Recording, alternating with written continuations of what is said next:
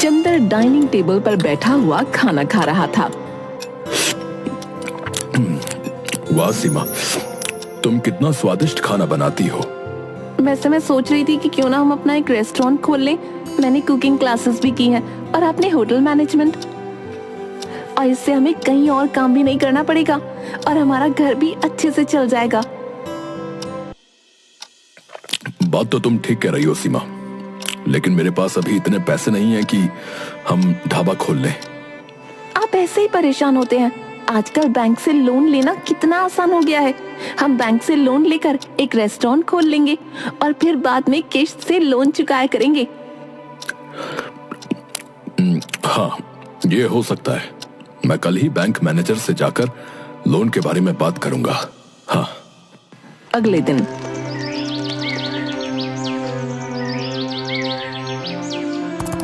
नमस्ते मैनेजर साहब, मुझे एक ढाबा खोलने के लिए बैंक से लोन लेना था। जी जी बिल्कुल, लेकिन उसके लिए आपको कुछ फॉर्मेलिटी करनी पड़ेंगी। आप ये फॉर्म भर दीजिए। और फिर कुछ ही दिनों में चंदर को लोन भी मिल जाता है। चंदर और उसकी पत्नी सीमा दोनों अपना एक छोटा सा ढाबा खोल लेते हैं। दो लड़के बैठे हुए बात कर रहे थे। अरे भाई, आज तो ना बहुत भूख लग रही है यार, और कुछ बाहर का खाने का मन भी हो रहा है। एक काम करते हैं ना, हमारे गांव में जो नया ढाबा खुला है उसमें चलते हैं। सुना है वहां कम दाम में बहुत स्वादिष्ट खाना मिलता है। हाँ तो चल फिर, वैसे भी नई नई जगह पर जाना तो हमारा शौक है, और फिर ब्लॉग भी बना लेंगे वहां पर जाकर। और दोनों लड़के चंदर के रेस्टोरेंट में पहुंच जाते हैं। क्या मंगवाऊं तुम्हारे लिए? अंकल, आज तो मंचूरियन खाने का बहुत मन कर रहा है। हाँ, और मेरे लिए एक प्लेट चाउमीन। चंदर जल्दी से जाकर ऑर्डर अपनी पत्नी को दे देता है और थोड़ी देर में खाना उनकी टेबल पर लाकर रख देता है। वाह अंकल, कितनी अच्छी खुशबू आ रही है। इससे तो भूख और भी बढ़ गई। और फिर अपने फोन को निकालकर फोटो खींच लेता है।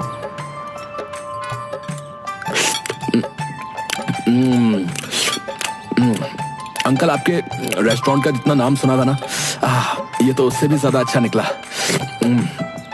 अब हम बार बार यहीं पर खाना खाने आएंगे। हाँ हाँ अंकल, सच में इतने कम दाम में तो सिर्फ आप ही के यहाँ पर खाना मिलता है। हाँ। दोनों लड़कों की बात सुनकर चंदर खुश हो जाता है। सीमा, तुम्हारे हाथ का खाना लोगों को बहुत पसंद आ रहा है। चलो अच्छा है, हमारा रेस्टोरेंट जल्दी जल्दी चलने लगे, फिर हमें बैंक की किस्त भी तो भरनी है। हाँ, सो तो है। रात को घर जाकर चंदर दौड़ा हुआ घर में आता है। सीमा, सीमा, ये देखो, वो जो लड़के आज रेस्टोरेंट में आए थे ना, जिन्होंने चाउमीन और मंचूरियन मांगा था, देखो उन्होंने हमारे रेस्टोरेंट का ब्लॉग बनाया भाई, और उस पर बहुत अच्छे अच्छे कमेंट भी आए हैं। देखो देखो। वाह, ये तो बहुत अच्छी बात है। इससे तो हमारे रेस्टोरेंट की पब्लिसिटी भी अच्छी हो जाएगी। और ये देखो, उन्होंने हमारे रेस्टोरेंट को 5 स्टार रेटिंग भी दी है। कुछ दिन बाद, चंदर, हमें बैंक की इस महीने की किस्त देनी थी ना, तुम कल ही जाकर किस्त दे आना। चंदर कुछ कहता उसके पहले ही उसका फोन बजता है। हेलो पिताजी, मैं बबलू बोल रहा हूँ। अरे हाँ हाँ बबलू, बोल, क्या हाल चाल है और कैसी चल रही है तुम्हारी पढ़ाई? पिताजी, पढ़ाई तो अच्छी चल रही है, लेकिन मेरे कॉलेज की फीस की ना इंस्टॉलमेंट भरनी थी। 2 दिन के अंदर मेरे कॉलेज की फीस भरनी थी और बहुत जरूरी है। अगर फीस नहीं भरी तो मेरा पूरा साल बर्बाद हो जाएगा। चंदर कुछ सोचकर हिचकिचाता है। तभी सीमा उसके हाथ पर हाथ रखती है और आंखों से हाँ का इशारा करती है। अब पैसे पहुंचवा दूंगा बेटा मैं। सीमा, अब हम क्या करेंगे? बबलू की फीस जमा करना बहुत जरूरी है, पर बैंक की किश्त भरना भी तो जरूरी है। आप परेशान मत होइए, बैंक मैनेजर से बात कर लेना, वो बहुत भले आदमी हैं, वो जरूर आपकी स्थिति को समझेंगे। ठीक है, मैं आज शाम को रेस्टोरेंट से जाकर शशिकांत भाई साहब से बात करूंगा। फिर सीमा और चंदर दोनों रेस्टोरेंट चले जाते हैं। आज रेस्टोरेंट के सामने एक गाड़ी आकर रुकती है। उसमें से कोई और नहीं बल्कि शशिकांत अपने बीवी बच्चों के साथ उतरता है। अरे मैनेजर साहब, मैं आज आपके ही पास आने वाला था। अरे चंदर, बातें छोड़ो, अभी बहुत जोर से भूख लग रही है, कुछ खाने के लिए बढ़िया सा ले आओ। थोड़ी ही देर में चंदर उन्हें जो भी चाहिए वो सर्व कर देता है। शशिकांत की पत्नी पारो, अरे वाह भाई साहब, आपके यहाँ का मटर पनीर तो सच में बहुत स्वादिष्ट है। आज पता चला कि लोग इतनी तारीफ क्यों करते हैं आपके रेस्टोरेंट की। पापा, मुझे आइसक्रीम भी खानी है।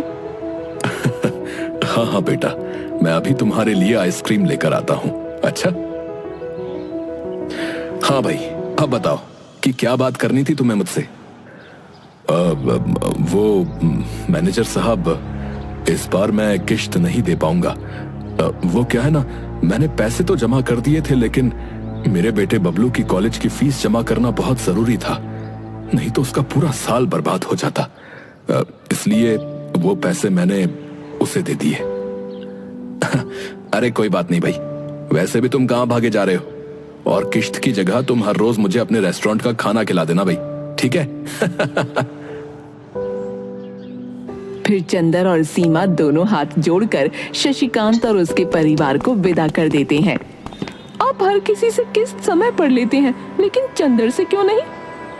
चंदर बहुत ही ईमानदार आदमी है, मुझे पूरा भरोसा है कि वो अपनी किश्त जमा कर देगा।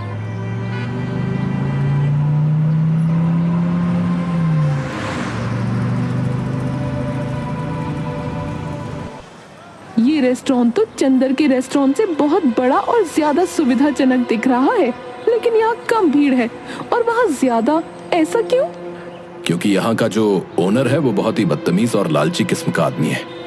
और वैसे भी होटल बड़ा बनाने से कुछ नहीं होता, उसमें खाना भी स्वादिष्ट होना चाहिए, और चंदर के रेस्टोरेंट में ये सारी बातें हैं। साहब, आपने इतनी मेहनत से इतना अच्छा और बड़ा रेस्टोरेंट खोला, लेकिन आपसे ज्यादा तो उस चंदर का रेस्टोरेंट चल रहा है। हाँ, और सुना है कि उसके रेस्टोरेंट में उसकी बीवी खाना बनाती है भाई। हाँ सरकार, क्यों ना आप भी भाभी जी से ही खाना बनवा लो। अरे उसे सिर्फ खाना खाना आता है, बनाना नहीं। वैसे भी जब आखिरी बार तुम हमारे घर आए थे और मैंने उसे पनीर की सब्जी बनाने के लिए बोला था, तो याद है ना कैसी बनाई थी? हाँ, नहीं, उनसे अच्छा तो हम किसी और से ही बनवा लेंगे। हाँ हाँ, तो अब जल्दी से सोचो कि उस चंदर का ढाबा बंद कैसे करवाएं, क्योंकि अगर उसका रेस्टोरेंट चल गया तो हमारा रेस्टोरेंट बंद होने की कगार पर आ जाएगा, समझे? वैसे एक तरकीब है हमारे पास सरकार। इस चंदर ने ढाबा बैंक से लोन लेकर खोला है और इस महीने की किश्त भी नहीं चुकाई। अगर हम बैंक में शिकायत कर दें तो बात बन सकती है। अरे लेकिन वो बैंक का मैनेजर शशिकांत, वो उसी की तरफदारी करता फिरता है? जी सरकार, उसकी फिक्र आप क्यों करते हो? अगले महीने इस मैनेजर का ट्रांसफर होने वाला है। हाँ? उसके बाद तो चंदर को बैंक की किश्त भरनी ही पड़ेगी ना। इतनी जल्दी इतने पैसे जमा करना उसके बस की बात नहीं है सरकार। राजेश शैतानी मुस्कान देता है। कुछ दिनों बाद शशिकांत का ट्रांसफर हो जाता है और उसकी जगह नए मैनेजर रोहन, जो कि राजेश का रिश्तेदार था, वो आता है। अरे रोहन, और क्या हालचाल है? मैं तुम्हारा बहुत दिनों से इंतजार कर रहा था। हाँ राजेश, तुमने यहाँ मेरा ट्रांसफर करवाने के लिए बहुत पापड़ बेले हैं, बताओ क्या काम है? वो क्या है ना, मेरे रेस्टोरेंट से थोड़ी दूर चंदर नाम के एक आदमी का रेस्टोरेंट है। उसने काफी समय से बैंक की किश्त नहीं भरी। पिछला मैनेजर तो उसे कुछ नहीं कहता था, लेकिन मैं चाहता हूं कि तुम उससे सारे पैसे एक साथ मांगो। मुझे यकीन है कि वो इतने सारे पैसे एक साथ नहीं दे पाएगा। वो तो ठीक है, लेकिन तुम्हें तो पता है ना महंगाई कितनी बढ़ गई है। तो मैं कोई भी काम जो है बिना पैसों से नहीं करता भाई। हाँ भाई, सो तो है, लेकिन तुम फिक्र मत करो, तुम्हारा इनाम मैं घर पर भिजवा दूंगा, ठीक है? ठीक है, फिर कल तक तुम्हें खबर मिल जाएगी कि चंदर और उसकी पत्नी रोड पर आ गए। अगले दिन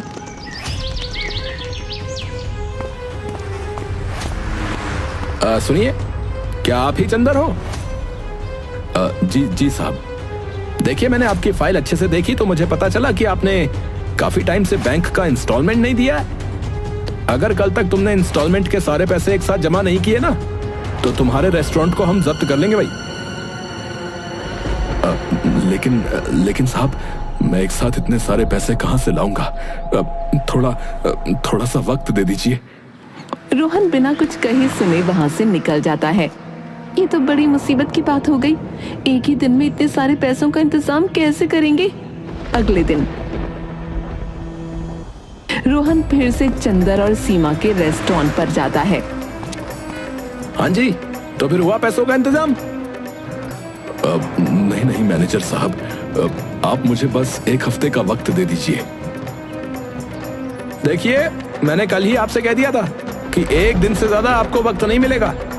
अब तुम्हारा घर और रेस्टोरेंट दोनों जब्त कर लूंगा। और ये देखो, ये रहे कानूनी कागजात, ये सब ऑफिशियल है।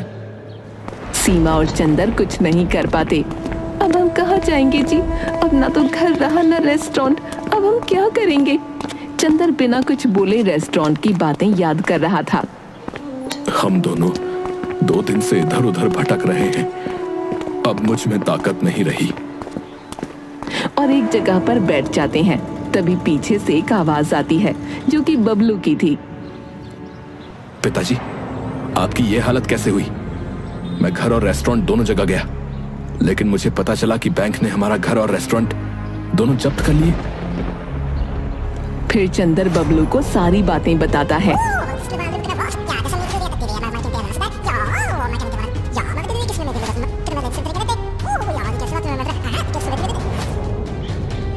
और अब हमारे पास कुछ भी नहीं है बेटा। हाँ बेटा, पर तुम यहाँ क्यों आए?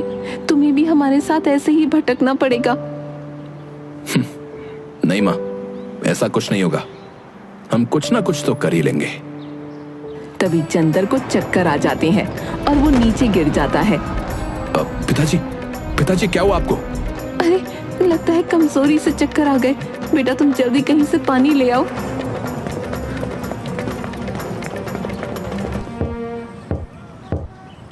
अरे दादा, थोड़ा पानी दे दो, वो मेरे पिताजी बेहोश हो गए। आदमी जल्दी से उसे एक लोटे में पानी दे देता है और बबलू चंदर को पानी पिलाकर एक जगह बैठा देता है। पिताजी, अब आप ठीक हैं? चंदर हाँ में सिर हिला देता है। माँ, मैं ये लोटा देकर आता हूँ। बबलू फिर उस घर में जाता है और लोटा दे देता है। तभी उसकी नजर एक ट्रक पर पड़ती है। अरे काका, ये ट्रक ऐसे ही क्यों पड़ा हुआ है? अरे खटारा है भाई, भंगार में बेचना है हमें। अच्छा काका, तो ये ट्रक जो है आप मुझे दे दीजिए। कितने में बेचोगे?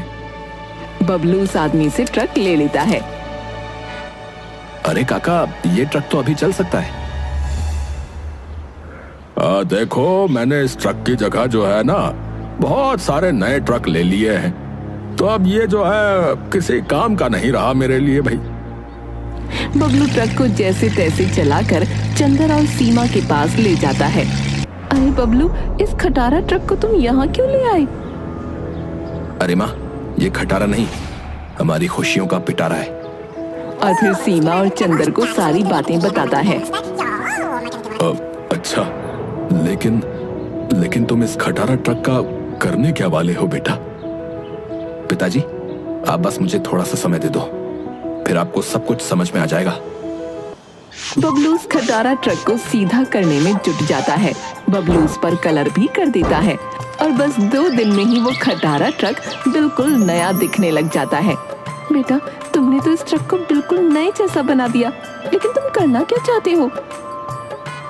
माँ, बड़े बड़े शहरों में इसे फूड ट्रक कहते हैं। क्या? Food truck?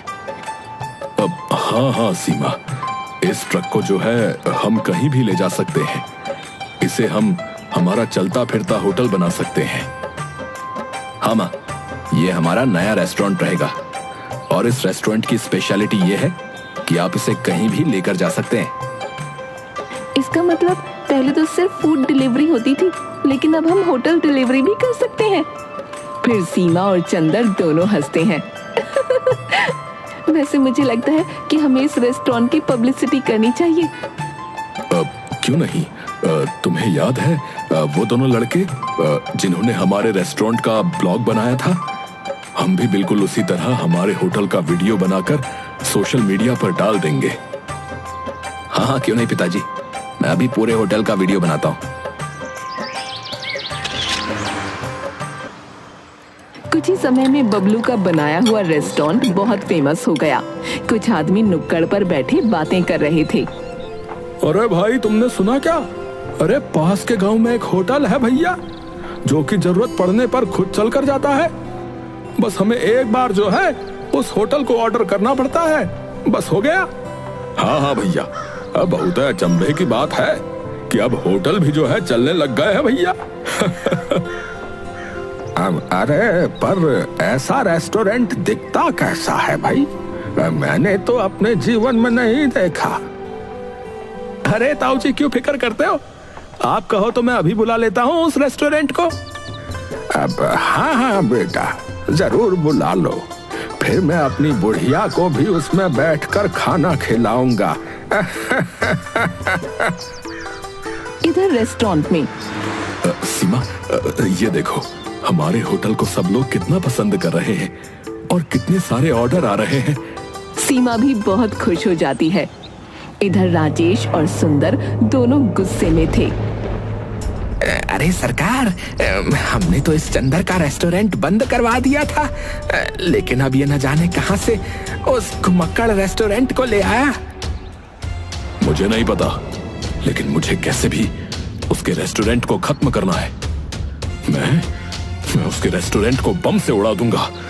उस कलमुहे चंदर की वजह से मेरा रेस्टोरेंट बंद होने की कगार पर ही है। हाँ हाँ सरकार, सो तो है। मैं बस दिन भर मक्खी ही मारने का काम करता हूँ यहाँ पर तो। अगले दिन अरे सुंदर, उस होटल को काली पहाड़ी के पीछे वाले मैदान में बुला ले। हम वहीं उसे फोड़ देंगे। वहां किसी को भी पता नहीं चलेगा कि वो रेस्टोरेंट कहाँ गायब हो गया। सब कुछ प्लान के मुताबिक ही चल रहा था, लेकिन जैसे ही राजेश और सुंदर दोनों ट्रक के पास जाते हैं, वैसे ही ट्रक में लाल सायरन बजने लगता है। उसे सुनकर चंदर, बबलू और सीमा तीनों हैरान हो जाते हैं। अरे काका, आपके पास बम है? अरे नहीं नहीं, मैं बम का क्या करूंगा भाई? काका झूठ मत बोलिए, ये ट्रक बहुत सारी जगहों पर जाता है, इसलिए मैंने अपने फूड ट्रक में मेटल डिटेक्टर लगा दिया था, जिससे मुझे पता चल जाता है कि किसी के पास बम है या नहीं। अच्छा, तो तुम ही ने हमारे रेस्टोरेंट और घर को जब्त करवाया होगा और अब इस घुमक्कड़ रेस्टोरेंट को भी उड़ाना चाहते थे। मैं अभी पुलिस को फोन करता हूँ। नहीं नहीं बबलू बेटा, पुलिस को फोन मत लगाओ। लेकिन तुम मेरे छोटे से रेस्टोरेंट को क्यों खत्म करना चाहते हो? वैसे भी तुम्हारा कितना बड़ा रेस्टोरेंट है। तुम्हारा रेस्टोरेंट खुलने के बाद तो मेरा रेस्टोरेंट बंद होने की कगार पर आ गया था, इसीलिए मैंने तुम्हारे साथ ये सब किया था। मैं रोहन को कहकर फिर से तुम्हारा घर और रेस्टोरेंट छुड़वा दूंगा, लेकिन तुम पुलिस को फोन मत लगाओ बेटा। अरे चाचा, वो तो मैं भी करवा सकता हूँ। बबलू पुलिस को फोन लगाकर सारी बातें बता देता है। थोड़ी देर में पुलिस वहां जाकर राजेश और सुंदर को पकड़कर जेल में बंद कर देती है और बबलू अपना पुराना रेस्टोरेंट और घर दोनों छुड़वा लेता है। वाह बेटा, मुझे तुम पर गर्व है। तुमने सच में हमारा नाम रोशन कर दिया। आज तुम्हारी वजह से हमें हमारा पुराना घर और रेस्टोरेंट दोनों मिल गए और ये घुमक्कड़ रेस्टोरेंट भी। माँ, पिताजी, वैसे मुझे फिर से जाना होगा। मैं थोड़े ही दिन की छुट्टियों में आया था। बबलू वहां से चला जाता है। चंदर और सीमा कुछ नौकरों को भी रख लेते हैं